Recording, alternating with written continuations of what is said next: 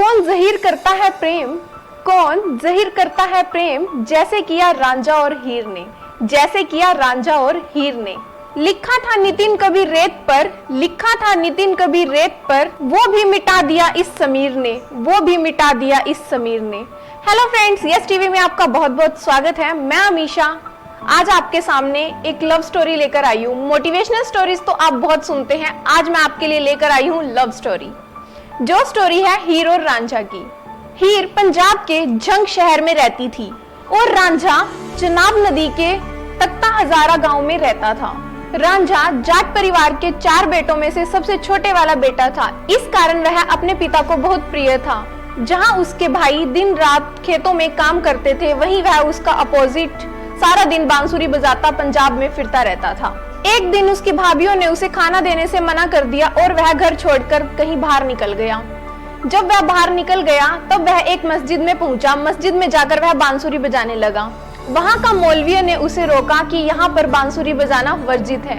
अगली ही सुबह वह वहां से निकला और हीर के गांव में पहुंच गया। हीर के गांव में जब वह पहुंचा तो हीर के पिताजी ने उसे गाय भैंस चराने का काम दे दिया। रांझा वहां पर भी अपनी बांसुरी बजाता था। हीर उसकी बांसुरी की आवाज सुनकर बहुत मुग्ध हो गई और उससे प्यार कर बैठी। दोनों गुप्त जगहों पर कई साल तक मिलते रहे। एक दिन हीर के ईर्ष्यालु चाचा कैदों ने उन्हें देख लिया और जाकर हीर के माता पिता को बता दिया। हीर के माता पिता ने हीर का विवाह एक सेदा खेड़ा नाम के लड़के से कर दिया। जब रांझा को ये बात पता लगी तो रांझा का दिल टूट गया और वह गोरखनाथ चला गया। गोरखनाथ जाकर वह प्रभु का नाम जपने लगा और उसने अपने कान छिदवा लिए।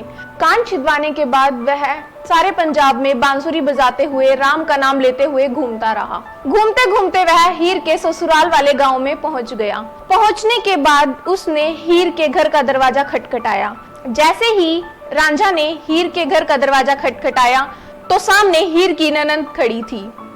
ननंद को पहले ही पता था हीर और रांझा की कहानी के बारे में।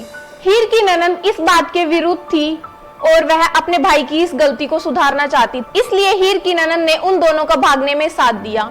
हीर और रांझा दोनों वहां से भाग गए। भागने के बाद वह हीर के गांव पहुंचे।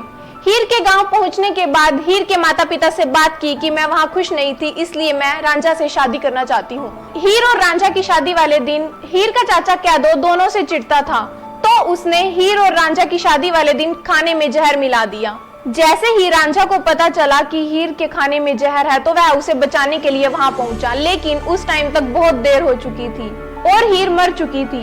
रांझा से यह सहन नहीं हुआ, इसलिए रांझा ने भी जहर खा लिया और दोनों मर गए और उन दोनों को हीर के शहर झंग में दबाया जाता है। कहा जाता है कि उनका प्यार अमर था, लेकिन आज के टाइम में ऐसा प्यार बहुत कम देखने को मिलता है।